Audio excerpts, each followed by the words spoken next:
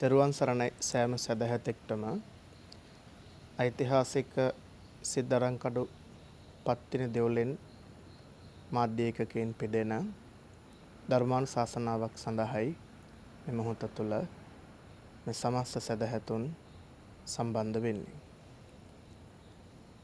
ඇසළ පොහොය සමගාමීව සිදුවන මේ ධර්මානුශාසනාවේදී අපි ඊටාම සරලව ඊටාම කෙටියෙන් චතුරාර්ය සත්‍ය පළවෙනි ආර්ය සත්‍ය වුණු දුක්ඛ ආර්ය සත්‍ය පිළිබඳව පහදා දීමක් සිදු කිරීමටයි ධර්මානුකූලව මේ සූදානම් වන්නේ.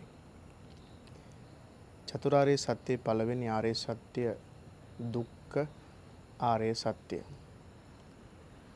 දුක කියලා කියන්නේ යං පිච්ඡං න ලබති තම්පි දුක්ඛං සංකිට්ඨේන පංච උපාදානස්කන්ධා දුක්ඛා. දුක කියලා කියන්නේ කැමති දේ නොලැබීම. දුක කියලා කියන්නේ අකමැති දේ ලැබීම. බුදුරජාණන් වහන්සේ යන උතුම් ශාස්ත්‍රවරයන්න් වහන්සේ මේ දුක පිළිබඳව කරුණු කියන්නේ භෞතිකවාදයක් විදියට නොවේ.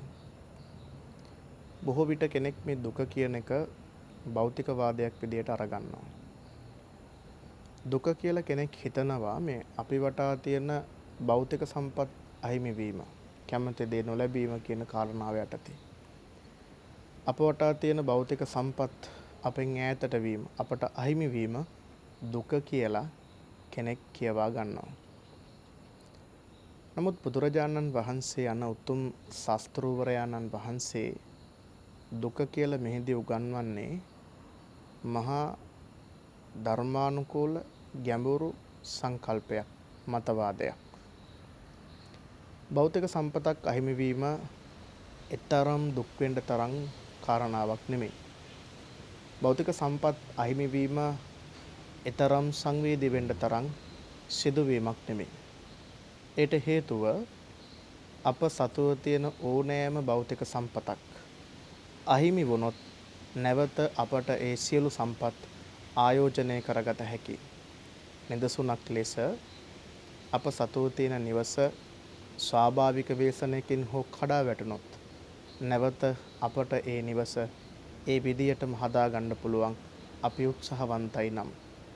අප සතුව තියෙන දීපලක්, අප සතුව තියෙන ඕනෑම භෞතික සම්පතක් අපට නැති වුණොත් නැවත ඒ සියලු සම්පත් ආයෝජනය කිරීමට සුපහ දහම තුළ අපට ඉඩකඩ ඕනෑ තරම් තියෙනවා.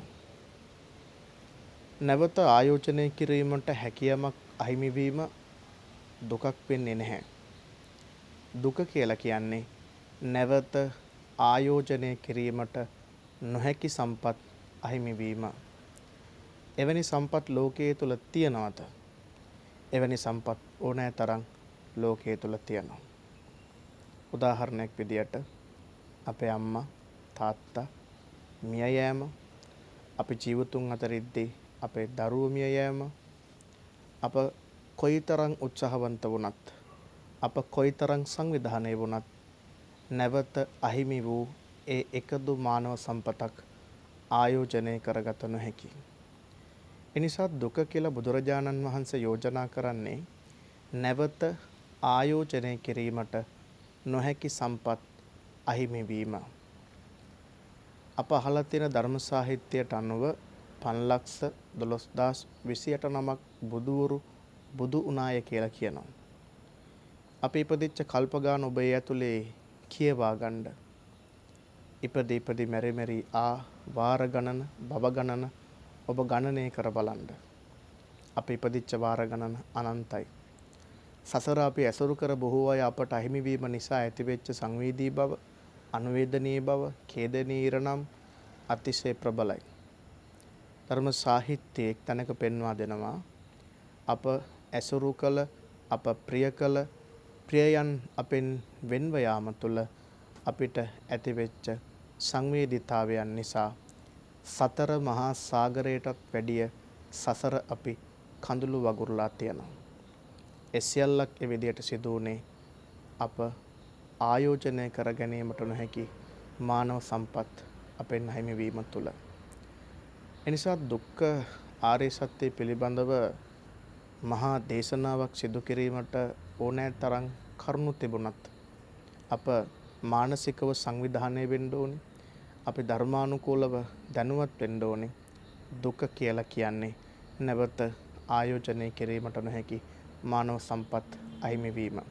ඊළඟ භවය තුළ බොහෝ සැප සම්පත් අපිට තිබේ. ඒ සැප සම්පත් එක්ක අපි අපේ ජීවිතේ බොහෝ ඉහළින් සතුට යාවත් කාලීන කරයි. නමුත් මානව සම්පත් අහිමිවීම නිසා අපට ඇතිවෙන සංවේදී භව ඒ එක් තැනකදීවත් නැති වෙන්නේ නැහැ.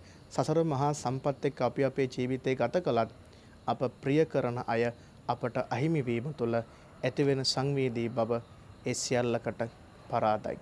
එනිසා මේ මොහොත තුළ අපි අපට වඩාත් සාධනීයව සරලව කරුණු කියා දෙන්නේ වෙන කිසිවක් නිසා නෙමෙයි. දුර්ලභංච manussත්තං මිනිස්සෙක්ව හට ගැනීම අතිශය දුර්ලභ සිදුවීමක්.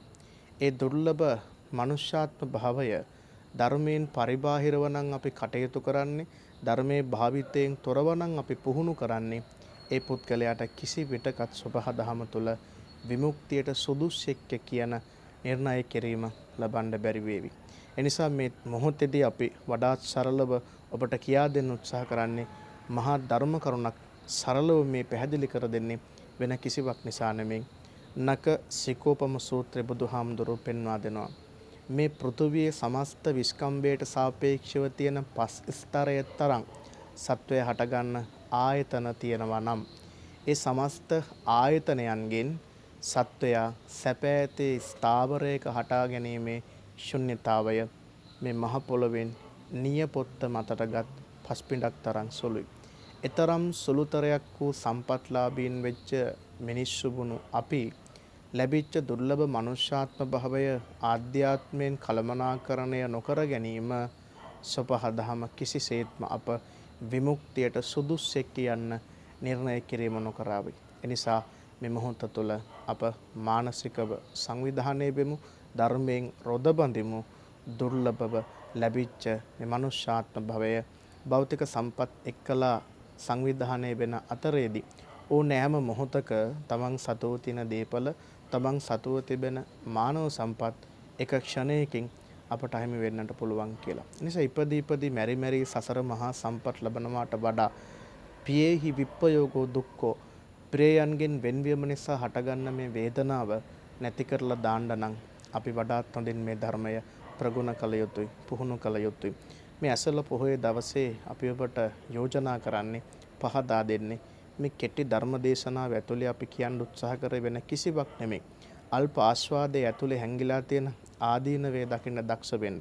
අල්ප ආස්වාදයේ ඇතුලේ තියෙන ආදීනවේ නිසා ඔබ ලබන උත්තේජනයන් ඉවසා ගන්න දක්ෂ වෙන්න. සිද්ධාර්ථයන් කියලා කියන්නේ ඒ සිදුවීම අකුරටම කරගත්තු කෙනෙක්. තමන්ගේ මනසට ඇතිවෙන සෑම උත්තේජනයක්ම ඉවසා ගන්න.